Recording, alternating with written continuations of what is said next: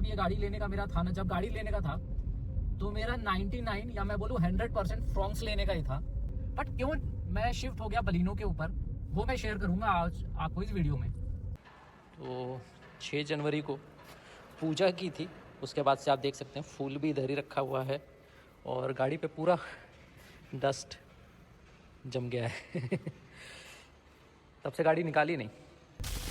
तो last video जो मैंने बनाया था बलिनो के ऊपर अपनी इसका 1 ईयर ओनरशिप रिव्यू, जिसमें शेयर किया था, पॉजिटिव नेगेटिव्स बताए थे, काफ़ी अच्छा रिव्यू रहा, अच्छा रहा। और उसमें क्या था कि कमेंट आए मुझे काफ़ी कि सर मैं कंफ्यूज हूँ कि मैं फ्रॉन्क्स लूँ बलिनो लूँ, क्योंकि फ्रॉन्क्स से भी मैंने हल्का सा कंपैरिजन किया था ग्राउंड क्लियरेंस को लेके लास्ट में उस वीडियो में। अगर वो वीडियो नहीं देखा है तो आप देख सकते हैं, डिस्क्रिप्शन में डाल दूंगा मैं।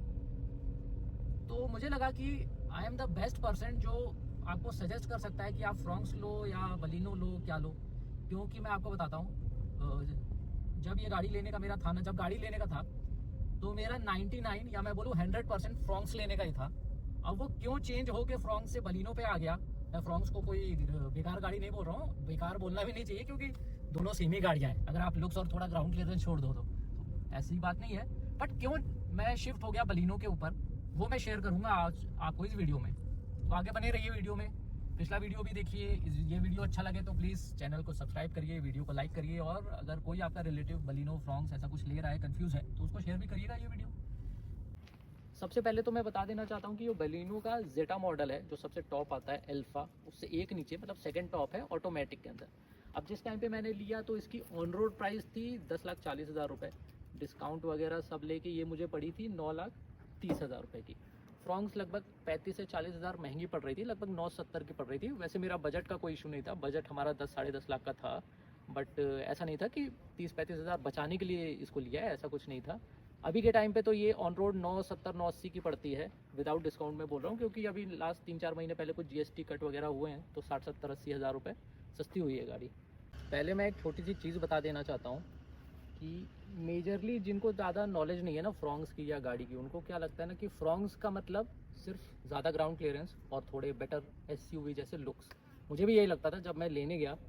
तो देखिए ग्राउंड क्लियरेंस का तो मुझे कभी बहुत ज़्यादा ऐसा था नहीं। ऑब्वियसली जो लोग बहुत ऐसी जगह पे रहते हैं जहाँ पे रोड्स वगैरह ख़राब है, या कोई ऐसा एडवेंचरस बनता है जो कभी मनाली तो कभी लद्दाख तो कभी ऐसे ऐसे जाना चाहता है जहाँ पे रोड कंडीशंस वगैरह का कुछ श्योर नहीं होता, कभी लैंडस्लाइड हो गई तो कुछ, ऐसे लोगों के लिए डेफिनेटली फ्रॉन्क्स अच्छा ऑप्शन है, फ्रॉन्क्स ही लेना चाहिए ऐसे लोगों को। अदरवाइज़ यार मुझे को तो कोई कमी लगती नहीं है इसके ग्राउंड क्लियरेंस में ज़्यादा। और लुक्स की बात करूँ तो डेफिनेटली सबका सब्जेक्टिव होता है, किसी को ये पसंद आ सकती है, किसी को फ्रॉन्क्स। वैसे सिर्फ एक्सटीरियर लुक्स की बात करूँ तो मुझे फ्रॉन्क्स ही पसंद है। 70-80% लोगों को मुझे लगता है, मैं ईमानदारी से बता रहा हूँ, ऐसा नहीं कि मेरी गाड़ी है तो मैं बोलूँ मुझे ये ज़्यादा पसंद है। मुझे आज भी फ्रॉन्क्स ही लुक्स में अच्छी लगती है। मिनी ग्रैंड विटारा टाइप का लुक आता है, थोड़ी बड़ी भी दिखती है अगर आप दूर से देखो तो। बट मेजर डिफरेंस क्या है ना, मैं आपको अब समझाता हूँ। इसमें आता है 1200 सीसी का 4 सिलेंडर इंजन। फ्रॉन्क्स में भी सेम इंजन आता है 1200 सीसी वाला, बट है क्या, वो आता है सिर्फ डेल्टा और डेल्टा प्लस मॉडल में फ्रॉन्क्स में, मतलब कि टॉप मॉडल्स नहीं आते उसमें। अगर आपको टॉप मॉडल्स चाहिए, जैसे ये जेटा है और अल्फा टॉप मॉडल होते हैं, वो उनका सिर्फ आता है आपका जो 1 लीटर टर्बोचार्ज एक इंजन आता है उसमें, जिसमें ऑटोमेटिक टॉर्क कन्वर्टर वाला मिलता है, यानी कि थोड़ी महंगी टेक्नोलॉजी। तो उसमें अगर आप 1 लीटर टर्बो लोगे ना, टॉप मॉडल लेना है करके, तो आपको 13.5 से 14.5 लाख रुपए टॉप मॉडल जाता है। तो यार वो तो कोई क्यों ही लेगा, मतलब आप खुद सोचो, अगर किसी को 13-14 लाख रुपए खर्च करने होंगे तो मुझे लगता है वो फ्रॉन्क्स ही क्यों लेगा। फिर तो मैं ब्रेजा पे चला जाऊँगा ना, 1500 सीसी का बड़ा इंजन मिल जाएगा, और ना सिर्फ बड़ी दिखने वाली बल्कि एक्चुअल में बड़ी कार है ना ब्रेजा। आप स्पेस देखो, बूट स्पेस देखो, ग्राउंड क्लियरेंस देखो, बाहर से देखो, हर जगह में एक्चुअल में बड़ी है, इंजन बड़ा है, फीचर्स बड़े हैं। तो कोई फ्रॉन्क्स क्यों लेगा 14 लाख रुपए खर्च करने होंगे तो। और आप एग्जैक्टली बात भी वही है, आप देखो क्या है ना, जिनको फ्रॉन्क्स जो गाड़ी है ना उसकी 90% सेल ये सेम इंजन वाली है, 1200 सीसी वाले इंजन से ही आती है। कोई 5% लोग होंगे जो शायद वो 1 लीटर वाली लेते होंगे। तो चलिए अब मैं बताता हूँ कि क्या डिफरेंसेस थे एक्चुअली, और क्या चीज़ें थी जिसकी वजह से मैंने इसको लेने का डिसीजन बनाया। तो सबसे पहला डिफरेंस यहाँ देखिए आप, हेडलाइट में आप देखिए यहाँ पे प्रोजेक्टर आपको मिलता है हेडलाइट, और जो नॉर्मल फ्रॉन्क्स डेल्टा प्लस आता है तो उसमें आपको रिफ्लेक्टर बेस्ड लाइट सेटअप मिलता है पूरा। यहाँ पे आपको प्रोजेक्टर मिल जाता है। देखिए बहुत सारी छोटी मोटी चीज़ें ना डिफरेंसेस जो मैं बताना भूल भी जाऊँगा और बहुत इंपॉर्टेंस नहीं है, जैसे मैं यहाँ आपको बता देता हूँ। यहाँ पे आप डोर हैंडल देख रहे हैं, ये पूरा क्रोम का मिलता है, यहाँ पे लगाया है, ये मैंने कुछ एक्सेसरीज में नहीं लगाया, यहाँ भी क्रोम है। ये सब आपको फ्रॉन्क्स में नहीं मिलता। हालांकि वो अलग बात है कि आप 4-5 हज़ार रुपये दे के ये सारी चीज़ें लगवा ज़रूर सकते हो, पर ऐसे और भी बहुत डिफरेंस है। अंदर भी जो डोर का ओपन करने का है ना, वो क्रोम का आता है, इसमें फ्रॉन्क्स में वो क्रोम का नहीं आता। उसको आप चेंज कर सकते हो, पर वो तो पूरा खोल के अलग से एक नया लगाना पड़ेगा। तो ऐसे छोटे मोटे डिफरेंसेस पे मैं फोकस नहीं करूँगा, बड़े डिफरेंसेस पे करूँगा। तो एक डिफरेंस मैंने आपको उधर बताया। उसके बाद यहाँ पे देखिए, आप देख रहे होंगे यहाँ एक ब्लैक बटन है, रिक्वेस्ट सेंसर कहते हैं इसको। तो अगर जैसे की मेरे पॉकेट में है तो इसको मैं दबा के लॉक अनलॉक कर सकता हूँ। की को आपको बार बार पॉकेट से निकालना ज़रूरी नहीं है, क्योंकि क्या होता है कहीं पे आप रुके रेस्टोरेंट में और चाबी भूल गए या कुछ ऐसा हो गया तो उसमें काम करता है। मैं की भी दिखा देता हूँ। ये इस तरह की स्मार्ट की मिलती है इसके अंदर, जो कि फ्रॉन्क्स में आपको नहीं मिलती। वहाँ पे फिजिकल की मिलती है, जो कि आपको डाल के ऑन ऑफ करनी पड़ती है गाड़ी के अंदर। ये स्मार्ट की है, तो ऑब्वियसली आप समझ गए होंगे कि इसमें आता है आपका, इधर आइए आपको मैं दिखाता हूँ, पुश स्टार्ट स्टॉप बटन आता है, जो कि फ्रॉन्क्स में नहीं आता। तो वो देख सकते हैं आप। और इसी के साथ मैं आपको ये भी बता देता हूँ, जो ड्राइवर सीट है उसको हाइट एडजस्टमेंट यहाँ पे आपको मिलता है। ये भी आपको फ्रॉन्क्स में नहीं मिलता, डेल्टा प्लस में। जहाँ भी मैं बोल रहा हूँ फ्रॉन्क्स, आप समझ जाइए डेल्टा प्लस बोल रहा हूँ मैं, सिग्मा अल्फा नहीं बोल रहा हूँ। 13-14 लाख वाली नहीं, जो 10 तक आती है उसी का कंपैरिजन इससे कर रहा हूँ ना मैं, उसी से करूँगा। 13-14 लाख वाली से क्यों करूँगा? तो वो चीज़ आप याद रखिएगा। तो अभी पीछे की तरफ में मैं आपको डिफरेंस बताता हूँ। एक तो यहाँ पे आपको रियर वाइपर मिलता है। देखिए, अब एक्चुअली में बहुत लोग बोलते हैं कि यार गाड़ी में रियर वाइपर की ज़रूरत क्यों है। मैं भी ऐसा बोलता था, लेकिन जब पुणे लखनऊ की लॉन्ग ट्रिप की मैंने और बारिश हो रही थी, तो क्या होता था, डस्ट की ना पूरी एक लेयर जम जाती है, जो कि आप कपड़ा लेके साफ़ करने जाओगे ना तो भी नहीं होती। उस टाइम पे ज़रूरत फील होती है रियर वाइपर की, ये आपको फ्रॉन्क्स में नहीं मिलता। और दूसरी बात, यहाँ पे आपको दिख रहा होगा कि रियर वाइपर के साथ रियर वॉशर भी मिल जाता है। उसके बाद यहाँ जो बूट है, यहाँ देख रहे होगे आप, यहाँ भी रिक्वेस्ट सेंसर का बटन मिलता है, जो आपके आगे के दोनों डोर पे मैंने बताया कि मिलता है आपको। उसके साथ ही यहाँ बूट में भी एक थोड़ा सा डिफरेंस है। 318 लीटर का बूट साइज़ आता है इसमें। फ्रॉन्क्स में थोड़ा छोटा आता है, 308 लीटर का, 10 लीटर छोटा, एक छोटा डफल बैग, जिम बैग आप बोल सकते हैं। गेहूँ लेकर आए थे हम, क्योंकि आटा पिसाना था, लेकिन इलेक्शन की वजह से शॉप बंद है, इसलिए गेहूँ इधर ही पड़ा रहेगा। तो यहाँ पे देखिए आप, ये हैंडल की बात कर रहा था मैं, जो क्रोम का आता है इसमें, उसमें नहीं आता। तो ऐसे बहुत सारे छोटे मोटे चेंजेस हैं जो मैं नहीं बता पाऊँगा आपको, और ठीक है, बहुत ज़्यादा मैटर भी नहीं करता है ये सब। पर एक चीज़ जो बहुत मैटर करती है वो मैं बताता हूँ आपको, वो है आपकी ये, नहीं, स्क्रीन की बात नहीं कर रहा हूँ मैं। क्या है कि दोनों गाड़ी में सेम साइज़ का स्क्रीन आता है और फीचर्स वगैरह भी सारे सेम है, तो ऐसा कोई स्क्रीन में डिफरेंस नहीं है। डिफरेंस मैं बताता हूँ क्या है। डिफरेंस है ये चीज़ का, रियर कैमरा का। ये रियर कैमरा आपको सिर्फ बलिनो में मिलता है, फ्रॉन्क्स में आपको ये कैमरा नहीं मिलता है। ये दिखाने के लिए मैंने स्क्रीन ऑन की थी। तो अब देखिए, बहुत लोग क्या बोलेंगे ना यार कि कैमरे का तो क्या है, आप बाहर से लगवा लो 3000, 4000, 5000 रुपये दे के। देखिए, सही बात है, 3000, 5000 रुपये दे के बाहर से आपको लग जाएंगे, या शोरूम वाले भी लगा के दे देंगे मुझे लगता है।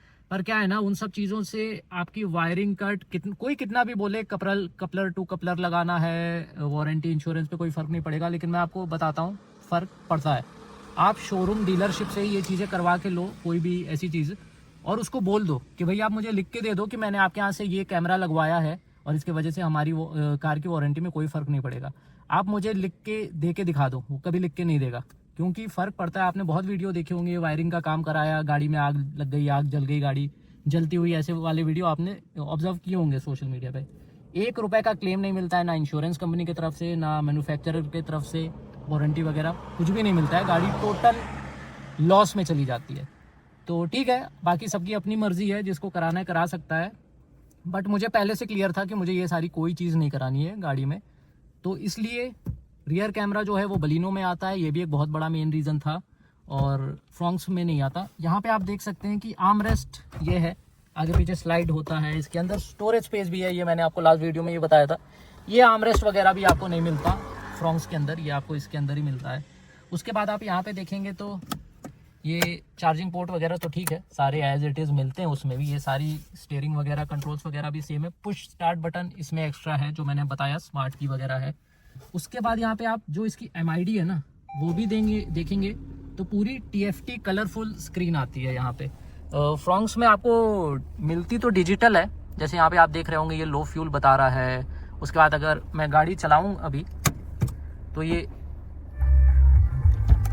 कुछ और चीज़ें शो करता है इसके ऊपर। जैसे अगर मैं थोड़ी स्पीड बढ़ाता तो ये मुझे शो करता है यहाँ पे seat belt warning sign show करता है। इस तरह से बहुत सारी इन्फॉर्मेशन शो करता है।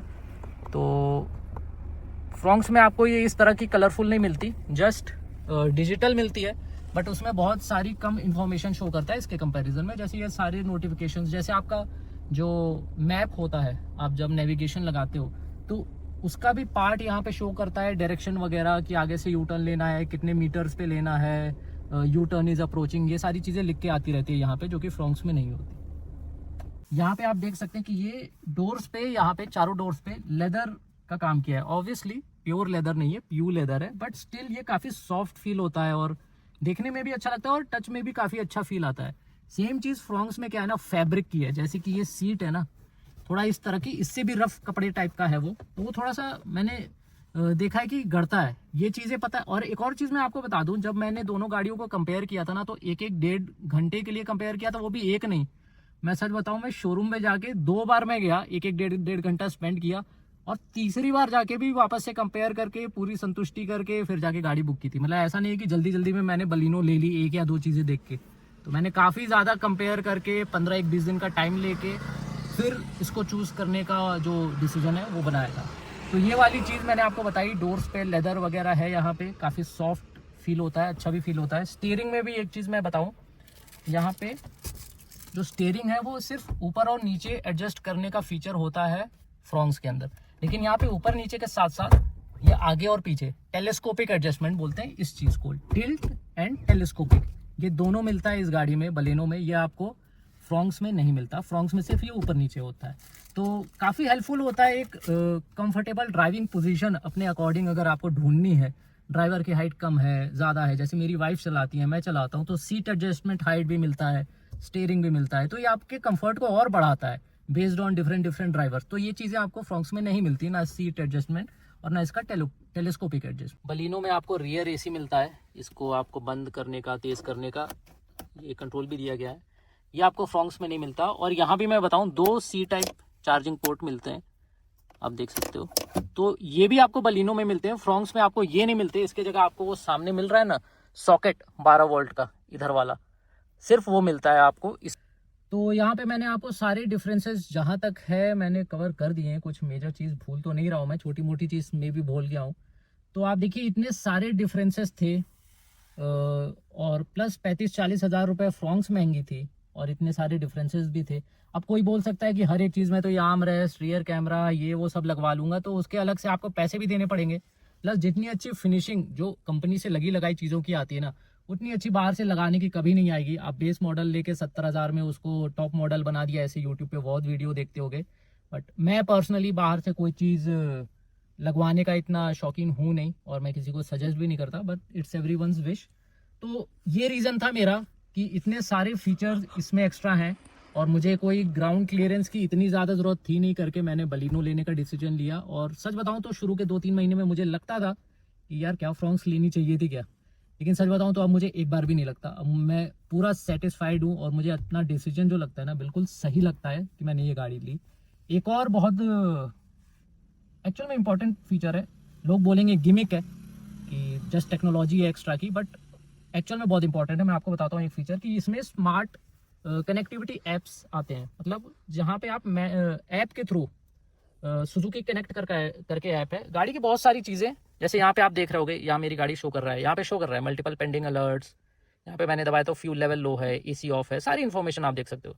यहाँ से गाड़ी की हेल्थ वगैरह हो गई, फिर यहाँ पे गाड़ी लॉक अनलॉक, स्टार्ट स्टॉप नहीं कर सकता मैं, लेकिन लॉक अनलॉक करना, गाड़ी की लाइव लोकेशन चेक करना, किसी ने अगर उसकी हेडलाइट को ऑन छोड़ दिया है तो मैं यहाँ से रिमोटली उसको ऑफ कर सकता हूँ, लॉक अनलॉक कर सकता हूँ, हज़ार्ड लाइट को ऑन ऑफ कर सकता हूँ रिमोटली, गाड़ी किधर भी हो, 1000 किलोमीटर 2000 किलोमीटर दूर रहने दो आप, कोई फ़र्क नहीं पड़ता। एक गाड़ी का नोटिफिकेशन हर बार आता रहता है, जब भी गाड़ी कोई कहीं से अगर कोई लेके गया, ट्रिप स्टार्ट की, ट्रिप एंड की, लाइव लोकेशन कहाँ पे है क्या नहीं है, सारी चीज़ें मुझे बताता है। तो ये भी फ्रॉन्क्स में आपको नहीं मिलता है। एक्चुअल में देखो तो बहुत काम का फीचर है, अगर आपकी गाड़ी कोई और लेकर गया तो आप ट्रैक भी कर सकते हो, या आपको खुद से वो नोटिफिकेशन आएंगे आपकी गाड़ी कहाँ चल रही है कहाँ नहीं चल रही है। तो इस तरह के फीचर्स थे यार। देखो तो 35-40 हज़ार रुपये एक्स्ट्रा भी जा रहे थे वहाँ पे, और ये सारे इतने सारे फीचर्स नहीं मिलते। बस मिलता क्या, एक बेटर लुक और ग्राउंड क्लियरेंस। और ज़रूरी नहीं कि हर किसी को बड़े ग्राउंड क्लियरेंस की ज़रूरत पड़े, मुझे नहीं थी करके मुझे कोई कॉम्प्रोमाइज़ नहीं लगता। हाँ डेफिनेटली लुक्स तो अच्छे हैं उस गाड़ी के, पर ठीक है, कुछ पाने के लिए कुछ कॉम्प्रोमाइज़ करना पड़ता है, तो मैंने वो कॉम्प्रोमाइज़ किया और मैं बहुत खुश हूँ जितने फीचर्स वगैरह मुझे इस गाड़ी में मिलते हैं उससे। तो आप बताइए आपको क्या लगता है कि मैंने कैसा डिसीजन लिया, मतलब कि जस्ट बाहर के लुक को कॉम्प्रोमाइज़ करके इतने सारे फीचर्स ले लिया और 35-40 हज़ार रुपये भी बचाया, वो सही डिसीजन था? या 35-40 हज़ार रुपये दे के अच्छे लुक्स की तरफ जाना और इतने फीचर से कॉम्प्रोमाइज़ करना और जस्ट एक ग्राउंड क्लियरेंस थोड़ा एक्स्ट्रा लेना, भले उसकी ज़रूरत पड़े ना पड़े, वो डिसीजन बेहतर रहता या ये डिसीजन बेहतर रहता? हालांकि दोनों गाड़ियाँ एक ही गाड़ियाँ हैं, कोई उसमें ऐसा है नहीं कि वो कोई अलग गाड़ी है, जस्ट लुक्स और ग्राउंड क्लियरेंस को छोड़ दें तो दोनों सेम गाड़ियाँ ही हैं। ठीक है, अगर वीडियो अच्छा लगे, आपको कोई डाउट्स क्लियर हुए हों बलेनो फ्रॉन्क्स को लेने के लिए, तो लाइक करिएगा, वीडियो को शेयर करिएगा और प्लीज़ सब्सक्राइब तो ज़रूर करिएगा चैनल को।